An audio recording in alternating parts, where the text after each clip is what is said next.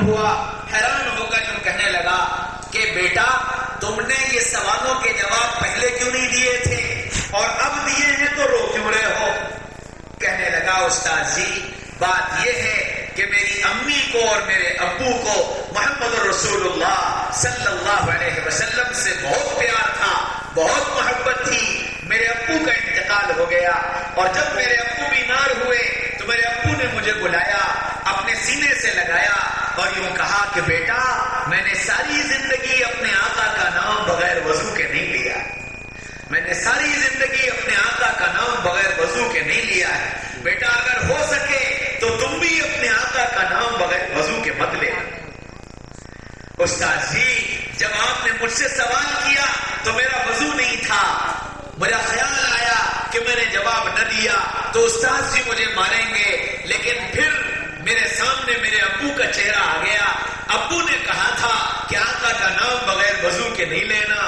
ان سوالوں میں سب سے پہلا نام آقا کا ہی نام تھا، میں نے سوچ لیا مار کھا لوں گا لیکن آقا کا نام بغیر وضو کے نہیں لوں گا۔ انٹرول ہو گیا، مجھے وضو کرنے کا موقع مل گیا، میں وضو کر آیا، اس لیے میں نے ان سوالوں کا جواب دے دیا۔ اور پھر اس نے کہا کہ استاد جی آپ مجھے معاف کر دیجیے گا، کل میری وجہ سے آپ کی رسوائی ہو گئی۔ میرے ابو نے مجھ سے ایک بات اور کہی تھی کہ بیٹا کبھی نبی کی شان میں گستاخی مت کرنا، نبی کی شان میں گستاخی مت کرنا۔ استاد جی اب آپ ہی بتائیے، میں اتنا چھوٹا، نبی اتنے بڑے، میں ان کو والا کہوں، مجھے گستاخی لگی اس لیے میں نے اسے والے کر دیا تھا، لیکن اس کی وجہ سے آپ کی رسوائی ہو گئی، میں آپ سے معافی مانگتا ہوں۔ استاد کی آنکھوں میں آنسو آ گئے، استاد نے بائیں پھیلائی، بچے کو سینے سے لگایا، کہا بیٹا غلطی تمہاری نہیں، غلطی ہماری ہے، ہم جانتے ہی نہیں محبت کیا ہوتی، ہم جانتے ہی نہیں محبت کیا ہوتی۔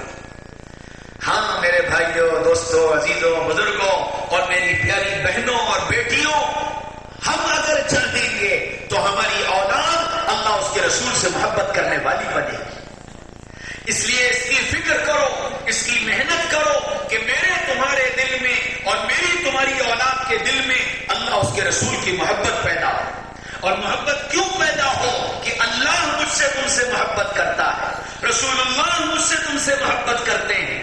کتنی محبت، میری ساری سرکشیوں کے باوجود، میری بغاوتوں کے باوجود اللہ نے ایک دن اپنی کوئی نعمت ہم سے نہیں روکی، سب دیتا چلا گیا۔ اور نبی نے کتنی محبت کی، اللہ اکبر۔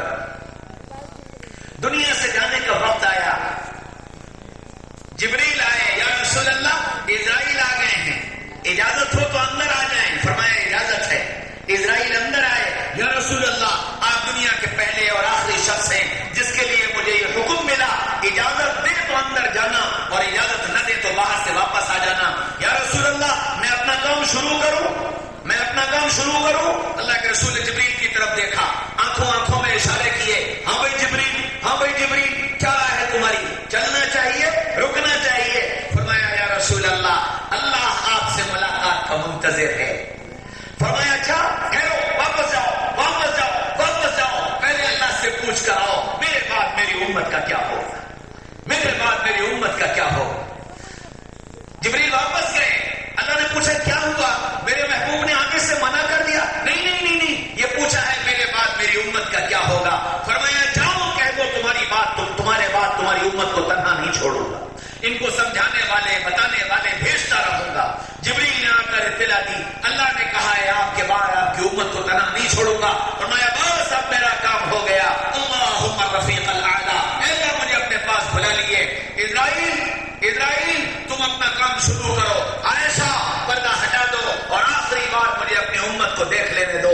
عائشہ نے پردہ ہٹایا، صحابہ پر نگاہ پڑی، فرمایا میں جا رہا ہوں، میں جا رہا ہوں، میں جا رہا ہوں، میرے بعد تمہارے بھائی آئیں گے، ان کو میرا سلام کہہ دینا اور کہہ دینا کہ جاتے جاتے تمہارا نبی تم سے دو باتیں کہہ کر گیا ہے، دو باتیں کہہ کر گیا ہے، الصلاۃ الصلاۃ وما ملکت ایمانکم، میری امت نماز، میری امت نماز، میری امت نماز، میری امت نوکروں کے ساتھ اچھا سلوک، نوکروں کے ساتھ اچھا سلوک، نوکروں کے ساتھ اچھا سلوک، یہ دو باتیں کہہ کر گیا ہے۔ امت سے کہنا اس کی لاج رکھے، امت زبان سے کہنا اس کی لاج رکھے.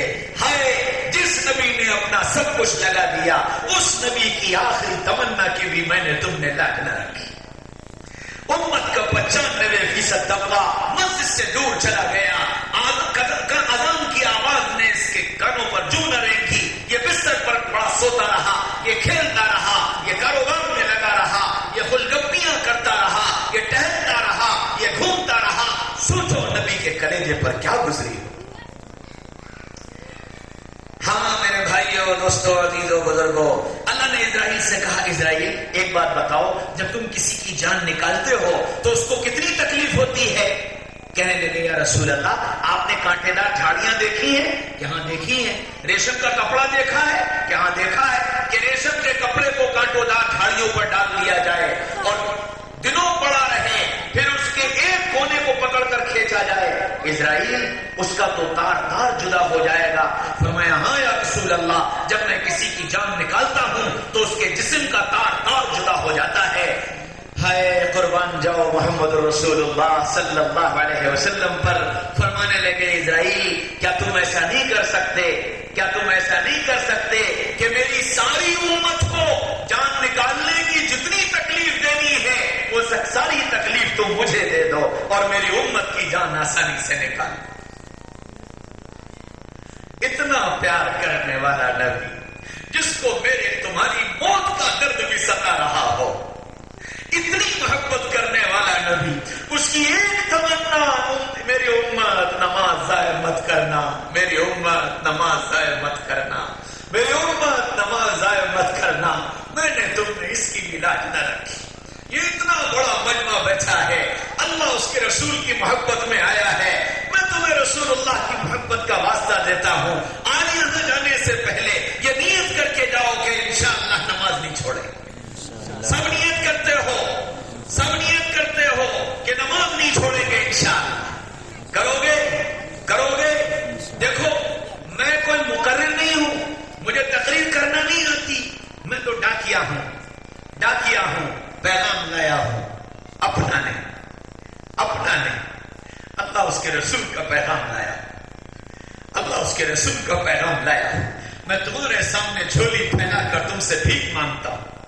میرے نبی کے کلیجے کو زخمی مت کر, میرے نبی کو بے چینیوں کے ساتھ تڑپنے پر مجبور مت